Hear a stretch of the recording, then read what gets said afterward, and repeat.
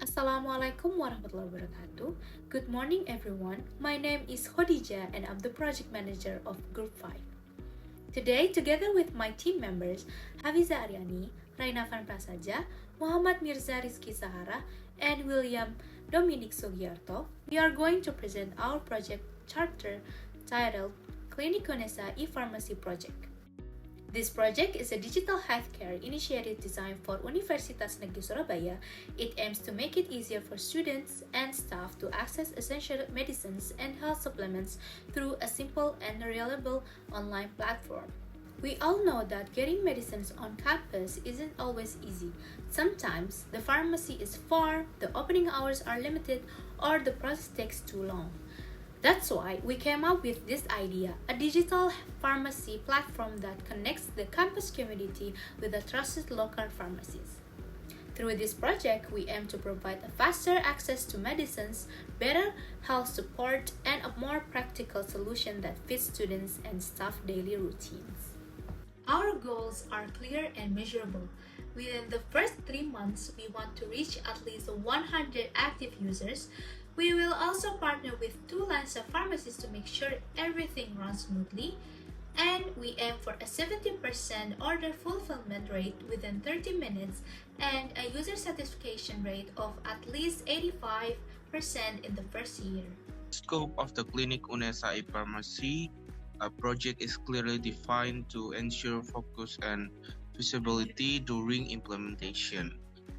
We're going to in-scope activities. First, development of the e-pharmacy digital platform, website creation and system features.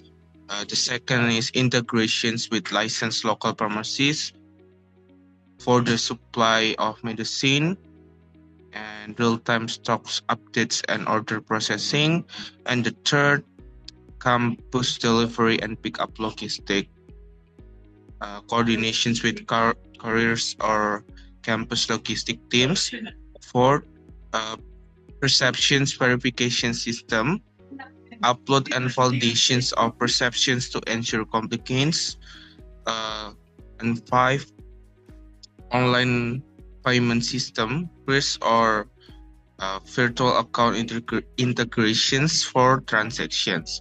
About out of scope, to keep the project manageable, several items are intentionally excluded from the pilot phase.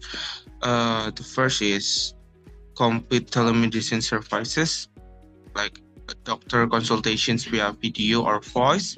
The second is expansion beyond Surabaya during the pilot phase. And the last one is sale of control substance without proper perceptions. And here we go to deliverables.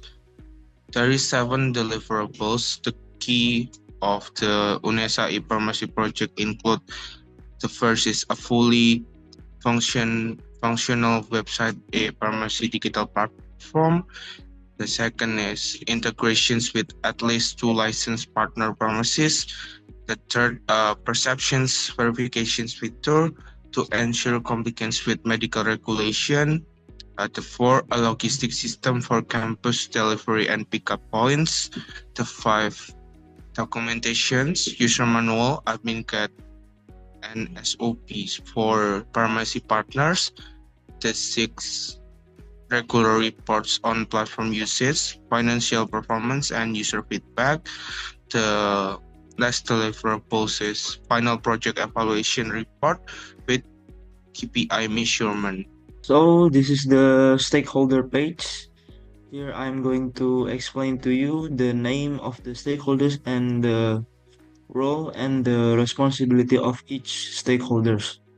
So at first we have our project sponsor, led by Dr. Muhammad Fahmi. The responsibility of the project sponsor is to provide strategic support and resources for the project and act as the final decision maker on major issues.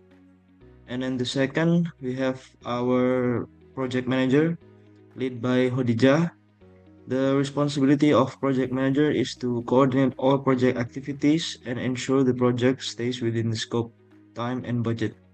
Next, we have our system analyst, led by Hafiza Haryani. The responsibility of system analyst is to guide clinical service standards and ensure healthcare quality complies with medical regulations. And then the fourth, we have our UI/UX designer and web developer, led by myself, Renavan Prasaja. The responsibility of UI/UX designer and web developer is to oversee day-to-day clinic operations and develop operational policies to support project implementation. And then the five, we have our business development lead by Muhammad Mirza Rizky Sahara. The responsibility of business development is to develop and manage the health information system to ensure patient data security and regulatory compliance. And then the last one, we have our finance and marketing officer, led by William Dominic Sugiarto. The responsibility of finance and marketing officer is to manage the project budget and monitor fund utilization and cost efficiency. This project will be run from September 2025 until June 2026 with 7 phases. The first phase is project initiation. The due dates at 15 September 2025. About the milestone, project charter will be approved and project kick-off. The second phase, requirement analysis, 13 October 2025. User need and business case documentation, the milestone. The third, about the development, the due date, 13 March 2026, and the milestone, prototype of the e-pharmacy platform should be completed. And the fourth phase, testing, to 27 March 2026, the due dates, and the milestone is user acceptance testing with selected user. And the fifth phase, for the partnership, the due date on 27 April 2026. The milestone is pharmacy onboarding and contract signings. The sixth, implementation, the sixth phase, and the due date at 1 May 2026. The milestone is platform goes live on campus, and the last phase is evaluations on 15 June 2026. Will be KPI review and post-launch assessment. So these phases are distributed across the calendar from September through June, ensuring the platform is fully functional and ready before rollout. The total estimate budget for the entire project is around 24 million rupiah. This budget is divided into 4 main categories. As shown in the diagram, the largest allocation is 46% is for IT development and infrastructure. And this include essential costs such as server, hosting, and domains amount to 5 million rupiah, as well as software license and amount to 6 million rupiah. And then 28% of the budget is allocated for pharmacy partnership and integration, which includes legal documentation and internal administrative costs. And 12.6% is for marketing and outreach, and the last 30% is allocated as a reserve and contingency fund for unexpected costs. And this is the estimate budget for our project. There is significant difference from the first document because we have adjusted to market price and determine the best price to ensure that our website and project will be successful and on track. So that's all our project budget. Identified that our project have 4 main risks and 3 main assumptions. And for the first risk is healthcare compliance, and the risk impact is high and the likelihood is medium. So, as a consultant, we consulted the health law expert at the beginning of the project to ensure our features comply with PPOM and Ministry of Health regulation. And then, if a violation occurs, immediately disable the problematic feature and submit a system revision according to guidance from the relevant authorities. And then the second risk is adoption. The risk impact is high and the likelihood is high. And then our mitigation strategy is launch an intensive marketing campaign before and during the launch. So we also including special promotions for first-time users.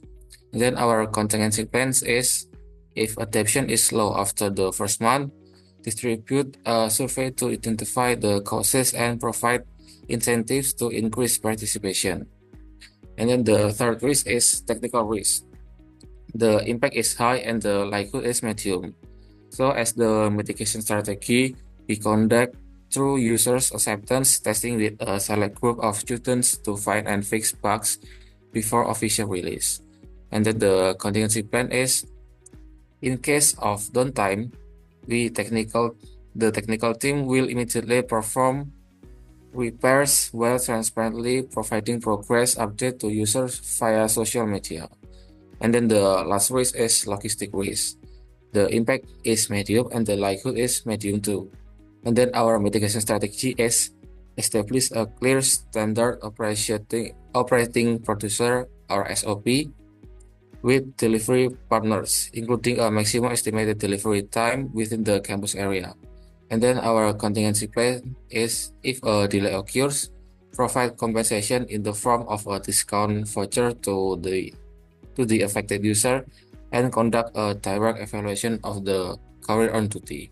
We talked before that we also have three main assumptions.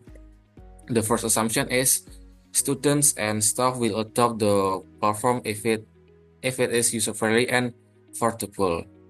So the owner is user, and our mitigation strategy is actively demonstrating the platform's essential value through strategic communication and robust support, while integrating it into core institutional workflows to make it truly indispensable. And then our contingency plans is to immediately diagnose the root causes of slow adoption through targeted user feedback. Then deploy a rapid response team to implement critical fixes and targeted retraining before reevaluating and platform's long-term viability. And then the second assumption is partner pharmacy will cooperate and provide real-time stock updates. And then the owner of this assumption is business development. Our mitigation strategy is make stock updating effortless through seamless technical integration, and also prove its value with clear financial and operational incentive and formalized expectation with binding partnership agreement. Then our contingency plan is if premises consistently fail to provide reliable updates, we will immediately downgrade their status on the platform to protect user trust and actively require more cooperative partners.